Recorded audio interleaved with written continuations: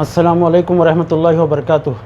मोहतरम नाज़रीन, मैं डॉक्टर मोहम्मद समीउज़्ज़मा हैदराबाद से आपसे मुखातिब हूँ।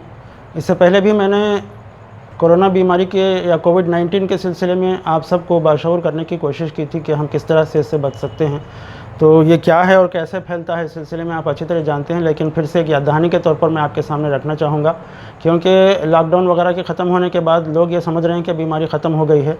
हालांकि ऐसा नहीं है, बल्कि बड़ी तेज़ी से फिर से फैल रही है और हमको इसके साथ जीने का ढंग सीख लेना चाहिए, क्योंकि कब तक चलेगी पता नहीं है और हमको इसके साथ किस तरह से बचते हुए ज़िंदगी गुजारना है, इसके सिलसिले में हमको कोशिश करना चाहिए। फ़र्ज़ कीजिए कि मैं मिसाल के तौर पर बता रहा हूँ कि ये जरासीम हैं, तो ये किस तरह से फैलते हैं इसको आपके सामने बताऊँगा मैं। फ़र्ज़ कीजिए कि किसी आदमी के हलक़ में इन्फेक्शन है, हालांकि उसको खांसी और बुखार वगैरह होना ज़रूरी नहीं है। बाज़ लोग कैरियर्स होते हैं, बाज़ारों में कौन कैरियर है और कौन नहीं हमको नहीं मालूम। तो 2 मीटर के अंदर अगर हमारे करीब में वो खांसता है तो अतराफ़ के कई लोगों को मुतासिर और इन्फेक्ट कर सकता है। फ़र्ज़ कीजिए 2 मीटर दूर से अगर कोई आदमी खांसे तो इसके जरासीम कुछ भी नहीं आएंगे इसके ऊपर। लेकिन अगर फ़र्ज़ कीजिए कि अगर वो 2 मीटर के अंदर रख कर खांसता है तो ये जरासीम फिर से आदमी के क़रीब आने की वजह से इसके नाक और मुंह के ज़रिए से अंदर जा सकते हैं।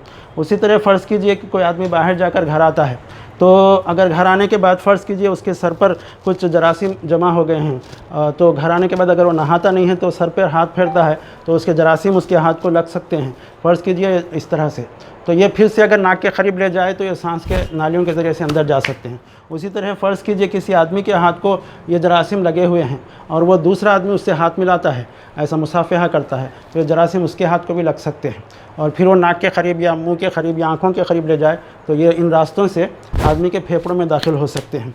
तो इस बात की पूरी कोशिश करना चाहिए कि हम जब बाहर जाएं तो नहाएं, बार बार हाथ धोएं और डाउटफुल चीज़ों को छूने से इस तरह से अपने हाथों को साफ़ करते रहें, क्योंकि साफ़ करने से ये जरासीम हमारे हाथों से दूर हो सकते हैं। फ़र्ज़ कीजिए जरासीम है, इसको हम साबुन से बार बार इस तरह से धोते रहें तो ये जरासीम हमारे हाथों से दूर हो सकते हैं। देखिए इस तरह से बार बार धोने से, साबुन से, ये जरासीम हमारे हाथों से दूर हो सकते हैं। तो ये एहतियाती तदाबीर हमको इख्तियार करना है, क्योंकि अगर हम ऐसा एहतियात नहीं करेंगे तो फ़र्ज़ कीजिए अगर ये इंसान के जिस्म में दाखिल हो जाएं तो ये फ़र्ज़ कीजिए कि फेफड़े हैं, तो ये फेफड़े जाली की तरह होते हैं। तो इन जाली के दरमियान में जब ये ऑक्सीजन जाती है, हवा जाती है, तो ये ऑक्सीजन इंसान के फेफड़ों में दाखिल होकर ये ऑक्सीजन पूरे जिस्म में सप्लाई होती है।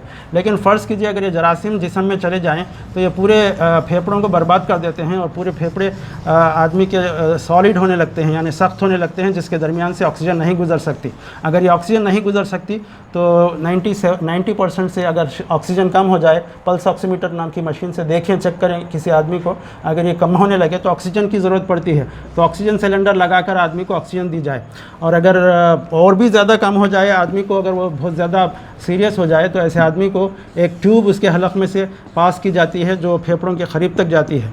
तो इसको और ये ट्यूब को बाहर एक मशीन से जोड़ दिया जाता है जिसको वेंटिलेटर कहते हैं, जो ऑक्सीजन को सप्लाई करती है। तो इसके बावजूद भी बहुत से लोग सीरियस होकर मौत का शिकार हो सकते हैं, क्योंकि पूरे फेफड़े अगर बर्बाद हो जाएं तो ऑक्सीजन की कमी की वजह से इंसान का दिमाग, फेफड़े, इंसान का दिमाग और उसके गुर्दे और उसके आँखें और उसके लीवर वगैरह डैमेज होकर आदमी कोमा में चले जाता है और मौत का शिकार हो सकता है। तो इस सिलसिले में हमको बहुत ज़्यादा संजीदगी से इसको लेना चाहिए और हम पूरे एहतियाती तदबीरों के साथ, क्योंकि हम नहीं जानते कि कौन पॉजिटिव है कौन नेगेटिव है, हमको मास्क का इस्तेमाल करना चाहिए और हमारे अपने हाथों को बार बार धोना चाहिए, ताकि हमारे जब भी हम डाउटफुल चीज़ों को छुएं, बाहर से आएँ तो अपने हाथों को बार बार धोएं, ताकि ये जरासीम हमारे फेफड़ों में दाखिल ना हो। और इसके बाद भी अल्लाह से दुआ करनी चाहिए कि अल्लाह ताला हम इन बीमारियों से बचाए, क्योंकि इतनी एहतियाती तदबीरों के बाद भी बहुत से लोग मुतासिर हो सकते हैं। अल्लाह ताला से दुआ है कि अल्लाह ताला हम सबको इन बीमारियों से महफूज रखे। अस्सलामु अलैकुम।